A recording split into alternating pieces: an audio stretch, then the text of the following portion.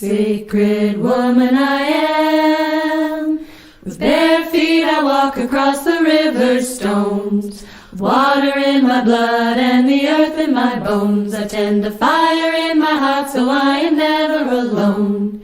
Sacred woman I am. Hello and welcome to Rite of Passage, breaking the silence around menopause. My name is Michela Sborchia, and today you are going to listen to an interview I did with Gwen Bastian-Enright. Gwen is a nutritionist based in West Cork, and she is specialized in working with women going through perimenopause and menopause. With Gwen, we had a beautiful conversation about menopause and what we eat, and how what we eat and what we drink has an effect on our body throughout these transition years. So we talked about food, supplements, lifestyle changes, and how what we eat and what we drink can either alleviate or increase the symptoms that we experience through menopause. So please listen. This interview is full of gems. You're gonna really enjoy it. I really enjoyed talking to her. So Gwen, thank you for being here and doing this interview with me about nutrition and menopause. So do you want to introduce yourself a little bit and, what brought you on this journey of nutrition and menopause and why, you're doing this? Yes. So I'm Gwen Bastian-Enright, or GwenRight Nutrition. And I fell into this by accident, really. Because I discovered that I loved nutrition way back when, with my initial degree, when we did equine nutrition, because I studied all about horses. Nice. And yeah, and we did a really interesting project about changing our horses' diet to see if their performance changed. And then it was always in the back of my head. I thought, well, if it works with horses, it should work with humans. Yeah. And then I looked for years and years, but I was working in the lab. And I got the opportunity to do a master's in food science, nutrition, and technology. And that really excited me. We did public health and nutrition, and I thought, right, this is where I want to go. Eventually found nutritional therapy to study. And when I graduated, so we have to see clients in clinic to graduate. And I happened to have a young baby myself. So she was only 4 months old when I started. So I just naturally attracted women pre or postnatally. Mm-hmm. So I was seeing a lot of breastfeeding moms, women to get pregnant, after maybe some fertility issues, I had one lady with 2 miscarriages when she came to me. Happy to say she had a wonderful, healthy baby girl. And then as my life changed, I just noticed the clients I attracted changed. Yes. And then I hit perimenopause, and suddenly I started seeing perimenopausal clients. Yeah. But now I am very passionate in supporting women over 35. So I do work with postmenopause women as well. So it really is the spectrum of, I suppose, about 25 years. I kind of see women between 35 and 60. So yeah, I kind of fell into it, but feel really passionate about that being my area. Yeah, it's interesting because you said it happened as an accident in a way, and even for me, being on this journey, I wasn't thinking about it. It just happened, and the more I journey deeper into this world, the more I love it. Exactly. And I attract women that are around my same age or even experiencing the same things. And it's amazing. And there is this niche we have the information, but we don't have the space to talk about menopause openly. And that's why I invited you, because you know so much about nutrition, and you're specialized in menopause as well. So bringing women like you, in the same space, to give a better understanding of what's happening with us and how different things like nutrition, which is really important. Yes. I'm Italian, and food in my family is sacred, so everything was about food, food for healing, food for celebration, food for meeting people, everything was about, and I understand how food and what I eat, affects my body, either in a positive way or in a negative way. So having you here and talking about nutrition, especially while I am moving through this menopause journey and this, I'm moving through this passage or threshold, you know, and I feel nutrition is really helping me as well, you know, and not just the food, what I drink, what I eat, the supplements I take, you know, and even like just the fact that I am understanding my body more because I'm working with nutrition, with foods to help my body, you know. So that's like, yeah, you know, I mean, we have so many tools and we have to put these things together and come together and around this age, especially, you know, when we move through this phase, because it's like the elephant in the room. No one wants to talk about menopause, but we have to talk about menopause because it is important. It is important. Absolutely. It's a rite of passage for us. And, you know, we become wiser. We become the woman, you know, that embodies, you know, the experience and the knowledge. Yeah. And so I want to ask you, you know, we moved through so many changes, you know, going to menopause. So how do we change our diet? How do we work with food to help? You know, how do we work with food or to and to work with the symptoms we have, you know, from the hot flashes to the joints, to the pain in the joints, you know, whatever symptom experience, you know, and nutrition can help. So how do we work with that nutrition and the symptoms and menopause and perimenopause as well? There's a lot, right? So it depends, I suppose, where you are in your transition. So whether you're very early in perimenopause, like I would be, I'm 42 and I only have a few mild symptoms, whether you're in the throes of the, you know, maybe you're 49, 50 and you're really getting to that final stage, or you're post-menopausal, different things will work. And that's really important when we look at the macronutrients. So for example, carbohydrates are really important when we're ovulating. We need carbohydrates to ovulate. And a lot of women don't know that. And they're cutting out and they're going on low carb diets or keto diets. And they say, oh, I felt great. And where's my period gone? You know, and I'm like, well, your body needs the carbohydrates. So you almost need to understand your menstrual cycle before you can really understand your perimenopause really well. And the menstrual cycle traditionally is just divided up into the follicular and the luteal phase. You know, before you ovulate, then you bleed, right? It's really simple. But in kind of the alternative world, we look at 4 phases of the cycle. And you can look at it like the 4 seasons, which I really love. So to think your period is your winter, then you have your spring, your summer, your autumn. And straight away then you think, well, hang on a minute, I eat differently in spring to autumn, don't I? I don't want salads when it's cold. I want warm, nourishing soups and broths and stews.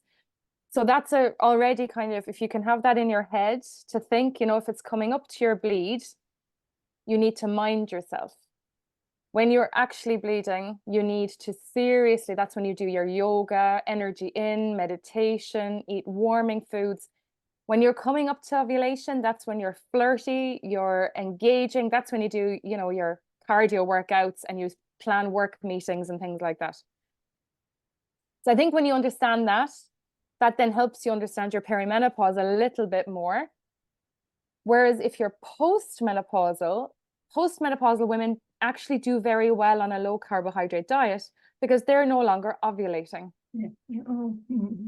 Does that make sense? So when you're not ovulating, you don't need the carbohydrate to stimulate the oh my gosh, I obviously didn't turn something off. I'm so sorry, Michela.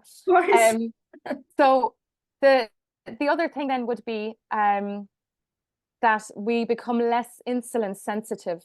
So how we handle the sugar in our blood gets more difficult the older we get, and it's to do with our hormones and, you know, as they're declining. So in perimenopause, you might notice suddenly that you're like, oh, I get hangry more often. If I don't eat, I snap. And so I pay close attention to balancing blood sugar levels for women in perimenopause very closely, knowing that post-menopause we're much more likely to be type 2 diabetics. Oh, wow. So it's really fascinating A lot of it comes from our gut bacteria, which I could spend a day talking about. But it's how our bodies change over time means we're more likely to have poor sugar glucose handling because our insulin isn't working, or the body, let's say, isn't listening to our insulin as it should be. And that starts in perimenopause and is much more pronounced in postmenopause. So when women talk about, you know, the fat around the middle, that they're gaining weight and they think, oh, it's my metabolism has slowed down. No, that's total myth. Your metabolism does not slow down at 40. It's not like suddenly your thyroid gland goes, ooh, she's 40, boom, I'll slow it down. That doesn't happen. But how we handle the sugar, that does change. And we know that you're more inclined to put fat on around the middle if you're insulin resistant, which can lead to type 2 diabetes and metabolic syndrome. So for early perimenopause, I talk a lot about carbohydrates. Post-menopause, I talk about low carbohydrate. So that's a very long-winded answer just to talk about one macronutrient, so you can see there's a lot to talk about. Yeah, oh my God, it's so fascinating. And I know when you say carb, first of all, I just loved when you say it, you know, our periods it's the same as moving through the seasons, you know, and each phase. Oh, I love that. I absolutely love that. Yeah, I'm gonna keep that in mind. Yeah, because you know, I understand that, you know, when I was ovulating, when I was you know, bleeding, and you know, all the phases. Yeah. It's different, you know. Obviously, we have the medical terms, but the season, you know, the seasons kind of makes more sense to me, and so I kind of love that, and it really gives me a great understanding of that. And also, like with sugar, I find myself that sometimes I don't have a sweet tooth. I don't like you know, eating cakes or sweets. I do sometimes, you know, it happens, you know, sometimes crave them. But I find that the more I move on with my life, and every time I eat sugar, something funny happens to my body. Like I become really red on my face. Yes. Yeah. Yeah.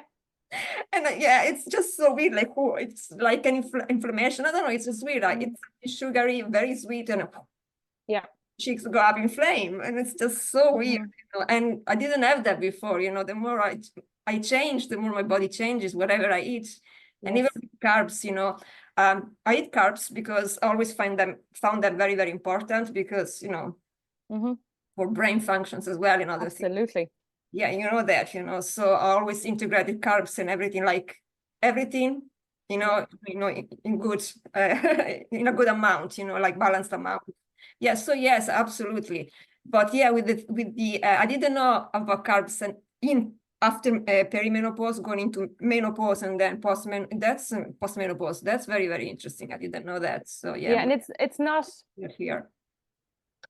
You're not going to find a huge amount of studies to say that. It's very much, a lot of that is anecdotal, but yeah, in your reproductive years, when we talk about weight management, the science is very clear that it's all to do with protein, that it doesn't actually matter if you go on a low carbohydrate or a low fat diet to lose weight. It's increasing protein that's important. And that's very true for blood sugar balance, which is where to me, the weight loss comes from, because you're balancing blood sugar. So it's really important. So it's the first thing I talk about with my clients, is to start your day with a high protein breakfast. Like, that is, if they change nothing else, it reduces cravings. It can help keep you satiated longer. It stops that drop. So it has in medical terminology, it's a postprandial glucose response. So what you eat for breakfast impacts your afternoon and your dinner. So a lot of women come and they're like, oh, I'm so tired at 3 o'clock. I'm falling asleep at my desk. And I'm like, did you have toast and cereal for breakfast? How did you know, Gwen? Why? But I thought it's my lunch. I said, no, we need to work on your breakfast. Can you have eggs? Can you have smoked salmon? Can you have tofu? Can you have chickpeas? And they look at me like I'm crazy, you know? And if you change that meal, a lot can happen. So poor blood sugar balance is linked to the fatigue, the brain fog that we're experiencing, the irritability and the rage, the weight that I talked about. So a lot of that is due to poor blood sugar control, and that gets worse as women get older. It's a fact. We can't change it, but we can change our diet. So women post 50 often come back and will say that they feel so much better. And I don't do keto, a ketogenic diet, which is, 20 grams of carbohydrate a day. I don't do that. but I very much try and cut out the ultra processed carbohydrates. So we put in the legumes, the whole grains, vegetables, fruit. I'm not afraid of fruit. I let people eat as much fruit as they want. Because I think we need fruit, right? Polyphenols, vitamins, minerals, fiber, etc. We've been eating fruit for a long, long time. Yeah. But what we shouldn't do, especially if we're post-menopause or if you're perimenopause and you're experiencing some of the symptoms that I've just talked about, maybe consider that having bread for breakfast and lunch and then pasta at dinner might not be good for sustained energy during the day. So that's where we make tweaks. You know, it might be you're having toast, let's add a boiled egg to start with. Then maybe we say, okay, so instead of having more bread with lunch, can we put in oat cakes instead? So we're just tweaking gently, gently. And some women, they don't need to reduce the carbohydrates much at all. As long as they add in protein, they're fine. And other women, we do like time restricted eating. So you only eat within a 12-hour window and you eat low carb 3 days of the week. And that's their magic window. So, and I'm also very much about intuitive eating, which is a huge, one of the challenges changing diet in postmenopause in particularly, and our age category as well. When if you're in 40s, we grew up in the 90s as teenagers in the 90s. All we saw was Kate Moss and diet shows and the Swan, where plastic surgeons changed women because they weren't pretty enough. So to me, it's very important that you can enjoy a piece of cake. I mean, if I were, you know, one of my greatest regrets in being dairy free is I can't enjoy tiramisu anymore because it's my favorite dessert. But if you go on holidays, I don't want any of my clients to go to Rome and not enjoy pizza or not get gelato. You know, you want to be able to go and enjoy these things, but understand your body and know, okay, I'm after eating quite a lot of white carbs, processed carbs today. Right, tomorrow or when I go home, I'll go back and I go on my hummus and my avocados and my olive oil. So I think that's what I'm passionate about, is educating women to understand their bodies. And like you said, understand how food impacts their body. So, you know, so some women react really badly the older we get to caffeine and alcohol. There's a scientific explanation. As estrogen goes down, our liver gets slower in metabolizing caffeine and alcohol. The problem is that both caffeine and alcohol contribute to hot flushes and night sweats. Yes. As well as palpitations and anxiety. So women will say to me, oh, I used to be able to drink a bottle of wine and I was fine. And now I'm 48 and one glass and I get jittery. So what I usually ask women to do is I say, okay, try 1 month, 4 weeks, no alcohol whatsoever. Cut your caffeine down to 1 or 2 coffees before lunch and just see, do your hot flushes and your night sweats get better? 99% of the time they come back and go, oh my God, Gwen, I've had no hot flushes. And that 1% of women would say no, because for her, that wasn't her trigger. So that's another big thing for managing symptoms. I find cutting out alcohol and reducing caffeine can be a huge help to women in perimenopause and postmenopause. Yeah, I remember myself as well. When I started to experience the hot flashes, the joy of it. But anyway, I stopped drinking alcohol. It wasn't because of the hot flashes. It was just something I felt like I don't want to drink alcohol anymore. And I really stopped. I wasn't drinking anything. But eventually they kind of diminished. The symptoms, they became lower and lower and lower. At the moment, I'm not experiencing hot flashes, which is great. I mean, but I didn't know, that, for example, that because I wasn't drinking alcohol, that helped. Even now, if I have the odd glass, not even half glass of wine, that's more than enough for me. I couldn't drink more than a glass. Actually, no more than a half glass, because I feel it like, I don't know, I feel very strange. I start feeling very strange, so it's not a feeling I like. So sometimes it happens, I go out for lunch, for dinner with friends, and I have a little bit of sip, maybe from my husband's glass, but that's about it. I can't really work well with alcohol anymore. I wasn't a huge drinker either before, but even now it's just like, no, I don't want alcohol. I don't feel the need for it. I'm still bad with caffeine, I have to say, but I'm getting better, hopefully. You're Italian. Yeah, that's the thing, you know, which I'm getting out with espresso. Getting out of it, it's a bit difficult. Yes. But I'm training myself. So I'm moving from and drinking, instead of drinking my 2 espressos a day, I'm drinking 1 espresso, and then I'm getting a decaf at the moment in the middle of the day, and then slowly, you know, move to a decaf and then to nothing, basically. So I'm just working with my body because, you know, Yes, into of my course. body. Obviously, if I cut caffeine straight away down, I know I'm not gonna The go. headaches. Yeah. Look, I drink 2 coffees a day. I used to drink a lot more. I have 2 and I'm okay. Yeah. Before 1 o'clock, I'm absolutely fine. Again, women who are still menstruating and cycling, like I am, I'm still very regular. You might find that in your luteal phase, so coming up to your period, your bleed, you can't handle caffeine at all. Very common for some women. And again, it's to do with the estrogen dropping as your progesterone is going up. So those hormones are hugely at play, and you'll find your tolerance. And I think it's really important to tune into your body and know what might be triggering your symptoms. So I know if I have 3 coffees, my heart will start racing. Yeah, same. You know, it's just, I notice, but there's great decaf options, and even, you know, the likes of Lavazza, you can get really good quality decaf coffee. You can also replace with herbal teas, which is something I discuss. Like a green tea is a great option. It still has some caffeine, but green tea actually supports the liver. And it's a really powerful polyphenol to help your gut microbiome thrive. So they're the little swaps and tweaks. So, you know, I don't work with women and I cut out everything they love and put in all these foods that they have to go to the farmer's market to buy. It's tweaks and changes, and I work with them and I see them every 2 weeks, and I'll say, okay, well, right, you tried reducing caffeine. How did that go? What can we put in? And you just realize over time, like I'm doing dry January at the moment, just because there was a lot of alcohol over Christmas and I know my liver needs a break.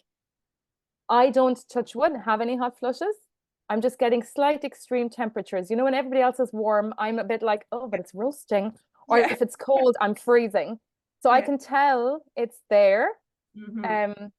But yeah, I think it's just knowing your own body. And then there's other things like histamine. I don't know if you've heard about histamine in relation to, so histamine is a little molecule that we release in a number of different places in the body, including our stomach, for example. It's to do with making stomach acid as well. But you know, if you have an allergy to pollen or animal hair and you start sneezing, that's histamine. All right, yeah, okay, yeah. And there's a link with perimenopause and histamine sensitivity. Wow. So it can happen with some women coming up to their bleed, and some women experience what we call a period flu. So some women will say, oh my God, for a few days before my period, it's not PMS, I feel like I'm getting a flu. Yeah. And that's actually because their histamine goes up just before the period. Isn't that interesting? So amazing. And I swear to God, before my period, because I'm still bleeding, I'm in perimenopause and I'm still bleeding. Before my period, recently, I was telling one of my friends over the phone, we were chatting away, and said, you know, I think I'm getting the flu. But I got my period everywhere and I was fine. And it's not the first time that it happened this last year, you know, several times. And I just felt like I was getting the flu, and then I had my period. So now it makes sense. And I have allergies myself, you know, I have allergies to very strange allergies. I get allergies during the autumn season when the leaves fall. And I don't know why, and I keep sneezing, and that's my allergy basically. And sometimes, not much now, but I used to have pollen through springtime. But it was funny. Like I was actually more than once I was telling my friend, and I was telling her, like, you know, I'm getting the flu, and then nothing happened. You know, so it's getting things like getting ready, you know, like taking, like, I don't know, colloidal silver or other things, you know, that help me. But then nothing happens, you know, and it makes sense. Now you know. And for some women in perimenopause, they get very histamine sensitive. So that's another reason, because red wine is very high in histamine, dark chocolate, avocados, fermented foods. So all the foods we would normally recommend you eat, like sauerkraut, kimchi, kefir, they're really high in histamine because they contain histamine producing bacteria. And also leftovers. So the longer a food is sitting, it produces histamine. So often we would recommend, batch cook, especially if you're busy, at the weekends, cook a big batch of something and eat a little every day. No for histamine. And that can contribute to things like the palpitations, migraines that are suddenly really common in perimenopause, brain fog, worse than the hot flushes, and anxiety. So a simple way to try there before you do anything else is just try and take an antihistamine and see if you feel better. Yeah. So there are women in perimenopause who are prescribed, alongside their HRT, they're prescribed a daily antihistamine and they feel so much better. Now, I obviously work with different methods in reducing histamine, and there's lots of different ways to help it remove from the body. The simplest thing is having daily bowel movements. That's how we can remove histamine. A lot of women don't have that. But it's just really important to note that when we look at diet, if a woman comes to me and she's in perimenopause and she's describing all these symptoms, I always kind of go, okay, if we take out the chocolate, the avocado, and a lot of these are really healthy foods that we want people, like, I mean, red wine, of all the alcohol, I would always say, please drink red wine if you're drinking. But, especially if you go into your perimenopause and you're sensitive to dark chocolate and red wine and cheese already, then I would say you're definitely likely to be a candidate for histamine sensitivity in perimenopause. And it's to do with the fluctuating estrogen. There's a very close link. And I think I am in that, in the circle, because before I have my period, as I was saying, I get the flu symptoms, and then and I love eating like avocados. Oh my God, I eat too many probably with that. So there are things I should probably, I will try that actually, because I wasn't thinking about it, and now, you explained it so well. So it kind of makes perfect sense, and even with the red wine, I wouldn't drink much, but again, I was saying like, maybe I avoid completely. So it's worth checking. If you drink a gin and tonic, do you feel the same as if you drink wine? Yeah. So there's a good kind of I know, I understand that completely. Yeah, because I remember this was years ago, and I was doing an allergy test, and I was told actually not to drink wine because it contains something that is not good for me. And but I could drink like things like gin and tonic. No problem. Whiskey, I think it was another one which I don't like. There you go. But these kind of things. So that makes so much sense. No, like even in my personal life, when I look back at my symptoms, the symptoms I had before, the symptoms I have now, and what happens throughout my cycle. That's great. Thank you so much. I want to ask you something. In your own experience, obviously you work with women for so long, and you are what they're experiencing when you go through perimenopause and menopause. What it is, the thing that they find most difficult, like, what's the biggest challenge for them when they go and say, okay, I have to change my nutrition because, food intake, my liquid intake, because obviously I am changing. So what is something that they find really hard, and, how do you work around it, because it's a big change. Yeah, it's a huge change. And it's a very broad topic, first of all. And I think it's because women have always been told to just shut up and get on with it. And dismissed as being hysterical. And there's a very good example. My mother and I were talking, and we knew this doctor who was also an acupuncturist. And I can't believe, but my mom mentioned that there was one night they were all having a few drinks together, and he talked about how menopause is just women's hysteria and in their heads. And this is only about 15 years ago, and he was an acupuncturist. So I would think Chinese medicine, you should be open. And that just really brought home to me why I do what I do, because women are so used to suffering in silence. They think they're going mad with some of the symptoms, so they don't talk. So then they don't consider how important it is to change their diet because they're busy looking after either their young children like me, or they're teenagers. And you talk a lot of women who are in perimenopause and their kids are going through puberty. And that's going to happen to me. My daughter is about to hit 10 and she's already showing signs. And I think this house is just going to be hormones. Hers are going up, mine are going down. Then we have elderly parents, and we're trying to please all those people and our partners and our jobs and the house and the mental load that comes with everything. And then you're trying to feed your family. And the last thing on women's minds is, but what does my body need to support me? So a lot of what I do is I talk that we are the linchpin of the family. We are the caretakers of our children and of our parents and of our partners. In the vast majority of cases, of course, there's always going to be partners who are amazing who take 50% of the load, but a lot of the time, at least even the mental load. So the other person might cook, but usually it's us who thought about what to cook, who made sure the food was in the fridge and who wrote the meal plan. So that is something I talk about a lot. And I say, look, now is our time. We are coming into the transition to where it's our time. Like, I can't wait to be postmenopausal. I cannot wait. No periods, no PMS, and it's me. I am the wise one. I am to be listened to. Yes. And I'm putting me first. And it was Michelle Obama's podcast that I listened to about 2 years ago. She's chatting to all her girlfriends, and they're all in their 50s and talking about why are women so afraid of menopause when it's your time. And that's what they were saying. They're like, I'm not just a wife now. I'm not a mother. I'm not just a daughter. I am me. Yeah. And that's what I try and tell these women. I say, now is your time. You need to tune into your body. And when that really resonates, I find they start making small changes even without me, because they've suddenly realized, oh, hang on a minute, I'm cooking just to please all of them, but I don't have on my plate what I know I should be eating for me. So that's the first challenge. The second challenge is this diet culture and the fat phobia. That's really hard to undo. I must be good to be thin. And I'm talking about, therapeutically, I talk about taking 2 tablespoons of olive oil a day and eating the avocados and the oily fish and the full fat natural yogurt and kefir. And that's a huge barrier actually for women in their 50s and 60s in particular, that really believe that fat is the enemy. That's a huge thing to change.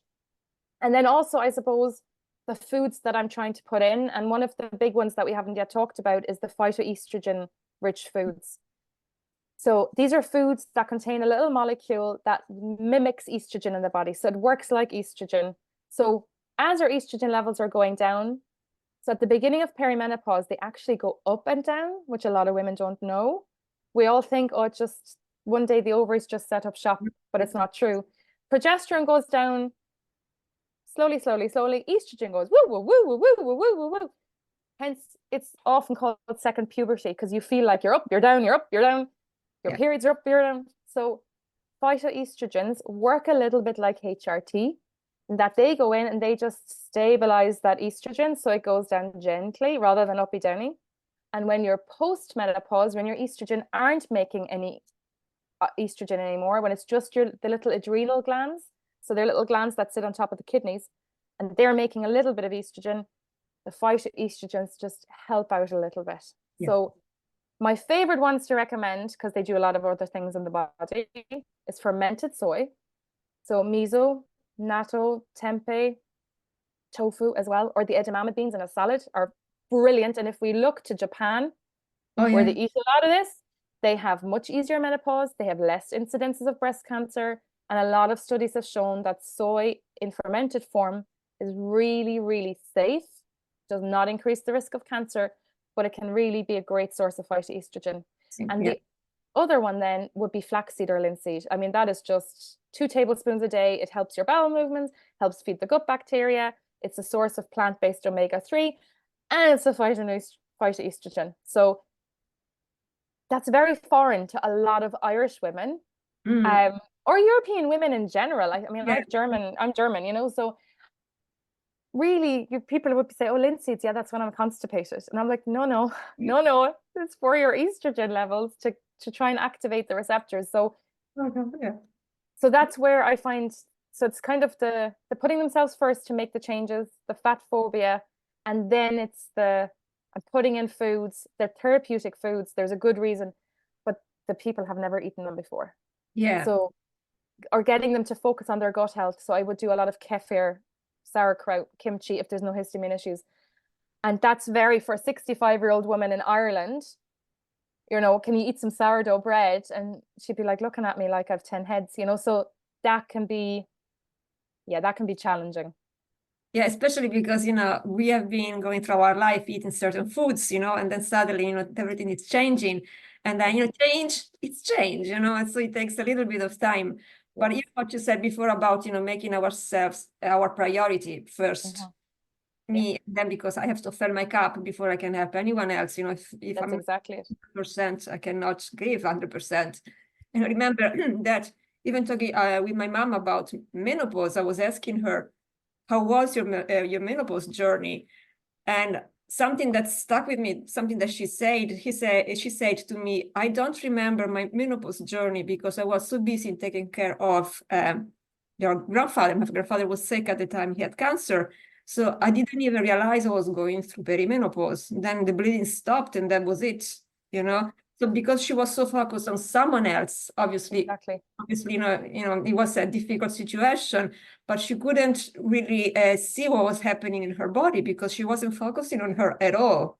And Yeah. she's always so used to take care of everybody else that she has never Mhm. done that. So now, even if she's post menopause now, I'm trying to tell her, this is your time. Yeah. Do the things you want to do. Absolutely. Try to do the things I want to do. You do the things you want to do, and you help yourself because I can help myself. I'm an adult now, so Yeah. you just you need to do the things you want to do and can help you have to help yourself feel better. And because she didn't even understand what was happening in her body through the perimenopause, Mhm. she didn't notice anything. The bleeding just stopped and that was it. But then because of that, afterwards, she developed osteoporosis, Mhm. and now she really needs to take care of herself. But if she had done that at 35, Exactly, yeah, and that's exactly kind of what I'm passionate about, is I'm trying to get women in younger and younger to show them that our bone density is at a peak at 25. It Yeah, goes down ever from 25 on. And like yoga is amazing and can help with all the different things that you do, walking, strength workouts, everything. But diet is important too when we talk about bone health, for example. So there are so many things that if we know, and I talk a lot about future proofing our health. yeah, So I'm 42 and I look at my dad who's 81 and he is out and about all day, every day. He's outside, he's lifting heavy things. I see my mom, she's 72 and she goes for walks with me, no problem. She's slower, yes. She's lifting things. They fill up the huge wheelbarrow full of wood for their fire. Each of them can still do that. They open jars. So that yeah, grip strength is something that goes really early. yeah, I've noticed my grip strength has really dropped in the last year, yeah, like hugely. I'm forever saying to my husband, and I think that's ridiculous. I need to work on that myself. That's obviously not a nutrition thing, that's a movement lifestyle thing, and I work on those with clients as well. But all these things, I think, don't wait until you're 70 and you're frail. Do them yeah, at 35, 40, 45. yeah, But the wonderful thing about nutrition and lifestyle is it's never too late to start. yeah, So even if you're like watching this video and you're 65, you can still change your diet. My mom is a good example of this. She was pre-diabetic about 8 years ago. Was it even eight? So in her mid-60s. And the GP was talking to her about medication and da da da. And then her cholesterol was high and they talked about statins.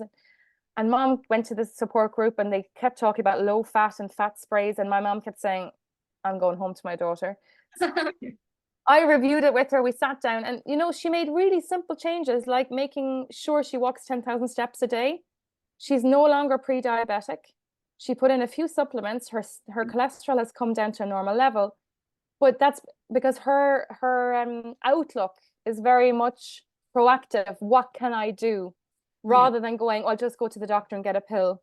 Because you see it very often in women past 50, and there is a trifecta of medicines, unfortunately, and it's diabetic medication, blood pressure medication, and statins. And once you get on those three, they all have side effects. You need the other one to take it, and it just spirals. It's yeah, called, polypharma. yeah, And my dad is on one medication, and my mom is on none at 81 and 72. And I always think, you know what? That's where I want to go. yeah, That's who I want to be, yeah, and that's what I want all my clients to be. yeah, Because we can, but change early.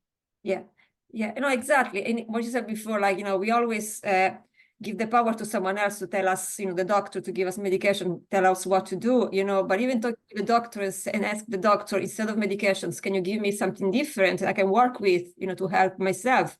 And that's what my mom did. She was having an issue. She went to the doctor and she said to the doctor, I don't want to take any medications. Just tell me what kind of changes I have to make, And so they talked about food. They talked about nutrition, and the changes she needed to make, to alleviate certain symptoms, And so this is what we need to do. It's important to have a healthcare provider, a GP to go to, but it's also important to understand that, we are the ones that need to take the first step and take care of ourselves. We cannot wait for someone to tell us, you have this and that, you have to do this and that, Absolutely. Prevention before something happens, taking care of our bodies. And, even in the Romans used to say mens sana in corpore sano, so mind and body, one is healthy and the other one is healthy, if the other one is not healthy, the other one is not healthy. So it's true.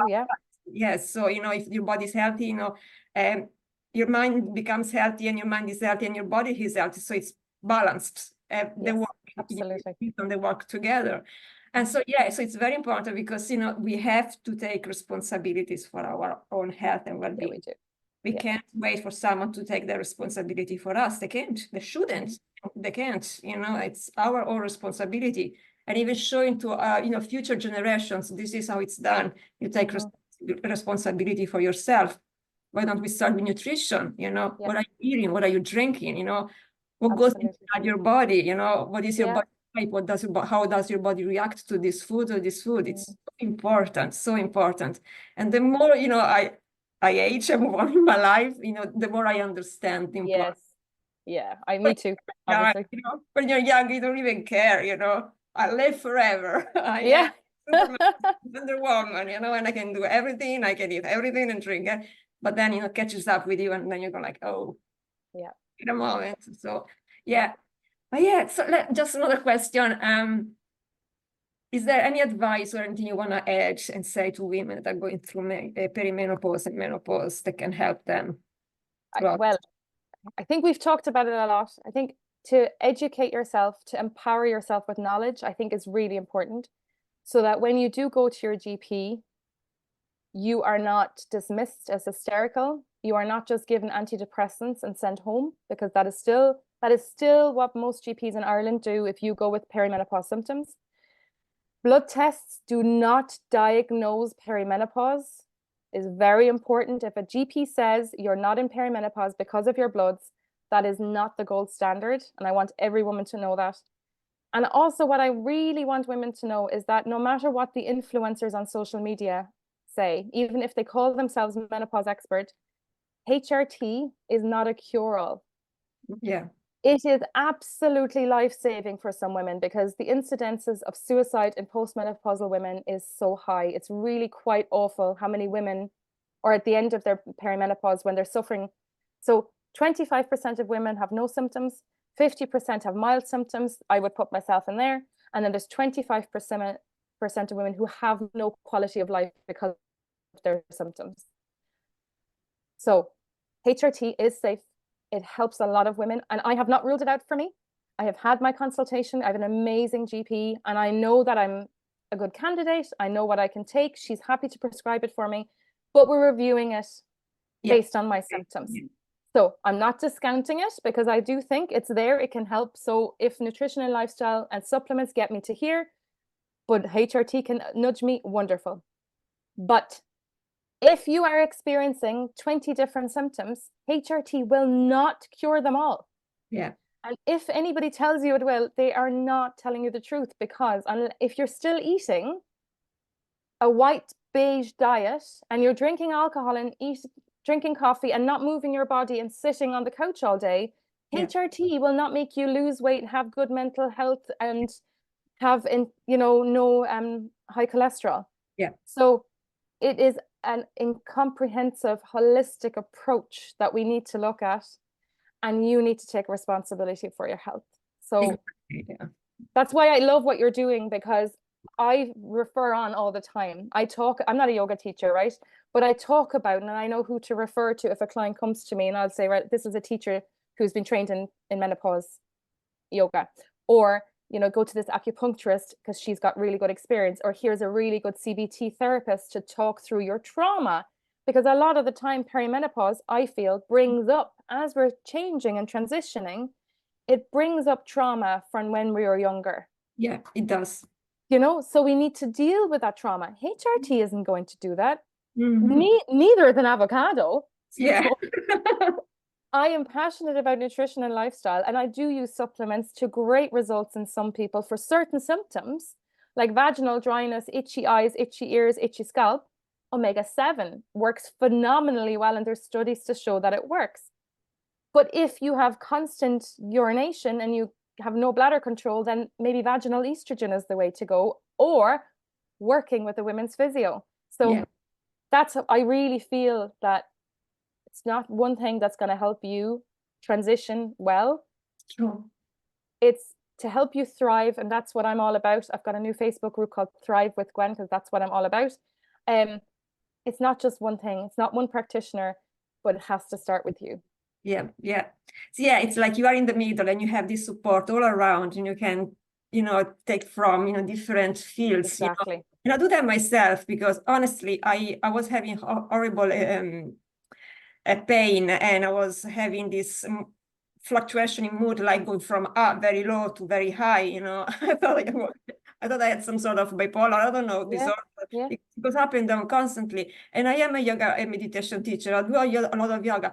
But then I started to understand, okay, my life is changing because I'm moving to perimenopause, and later on I'll be menopause and post-menopause, and my body is changing. So I pay attention to what I eat, to what I drink. I do yoga, I do specific types of movements.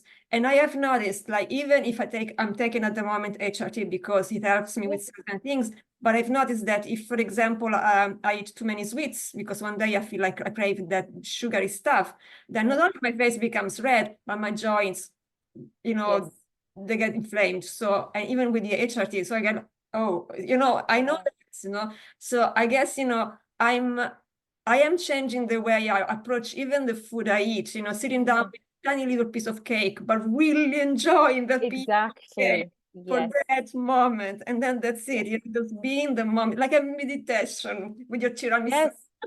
Yes. And I do, because tiramisu makes me very sick because I'm really allergic to dairy, it's not an anaphylaxis allergy, it's a delayed allergic reaction, but I do, and I get very unwell if I have dairy. But I have a lovely Italian friend who makes the most amazing tiramisu, and I will have a spoon or two of hers. But like that, I enjoy every little as it melts in my mouth. And that's same with chocolate. If you want to have some chocolate, I mean, ideally go for the dark because it has higher polyphenols, right? But I talked about this with a client of mine who's just finished up her coaching package with me. And we said that she's at the stage where she buys just mini chocolates, but she said she can have a big bar of chocolate in the house now, where she couldn't 4 months ago. And she said, I might just break off 2 pieces, enjoy them. And then I ask myself, would I like more? And if I do, then I get more. If I go, actually, that hit the spot, I can leave the chocolate. And that's what it is. It's food freedom. Yeah. And it's the same then with the caffeine, the alcohol, and with the movement, so I'm sure nobody's going to disagree how amazing yoga is, right? Okay. But there are days that going for a walk in the forest is going to be more beneficial for you that day. Yeah. It works with your body. Like, certain days, I do a certain types of movement, other days, other types of movements, because it's just, I listen to my body and what it needs. Like, even in my yoga practice, some days it's just about doing some sort of breathing and relaxation movements, and just go into very slow movements, go with the flow of the energy, and just lie down in a cobbler or savasana with with your back supported, and just lie down there and just let the energy, the body up and the energy flow. And that's the only thing I need, so it doesn't have to be a full yoga practice or a full training at the gym, it's exactly. You go with your, you have to listen to the body and what it needs in that moment. And women, I mean, we are women, we go through these cycles.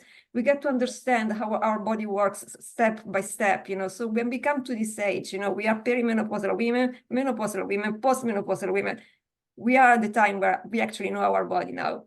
Exactly. And we actually understand exactly what our body needs. And in the mornings, when I wake up, I put on my mantra, I listen to the mantra with my little espresso, sitting at the window and contemplating outside. Lovely.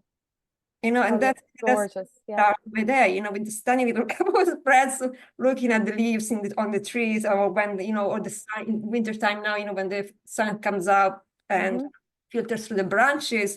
And I just sit there with the mantra going in the background. And that's my morning. I start like that, and it's a meditation in itself. It is, yeah. Contemplation. And you're there with something that I love, coffee. I love coffee. Yeah. But it's a tiny espresso. That's it, that's what I need. That's all I need, and then, I start my day, and, just following the movement of my hormones, of my energy, it's just, we had the time to practice, we had Yes, absolutely. Yeah. Yeah. Okay, I understand my body, what it needs. So I just need to practice listening to my body. Exactly. And do what my body What wants. it tells me. Yeah. Yeah, exactly. So yeah, that was so interesting. Thank you so much. You're welcome. Where do we find you? So if someone comes to me and wants to find you, where do you work? So I don't have a website anymore because nobody uses websites anymore, I'm finding with me, because I'm very active on social media. So GwenEnright_nutrition on Instagram or Facebook, and I'm also on LinkedIn. Yeah. And like I said, I've got a Facebook group now for women over 35. Now it is a subscription based, because I'm putting a lot of videos and fact sheets and putting a lot of information into it. But yeah, so that's the best place is GwenEnright Nutrition. You'll find me that way. I'll put all these links below your video when this gets published very soon. And yeah, so thank you so much for being here. It was so interesting, the things I've learned. Good. And, sometimes you don't think about all these things, so you need someone who understands nutrition and menopause, to make you understand better, how the body works and how the body reacts to certain types of food. So that was excellent. So thank you so much. You're so welcome. And so we'll be in touch anyway. We're probably going to work again in future because, I love nutrition. Yeah, good. And so thank you so much. And no problem at all, Michela. I hope the rest of the interviews go well. I hope so.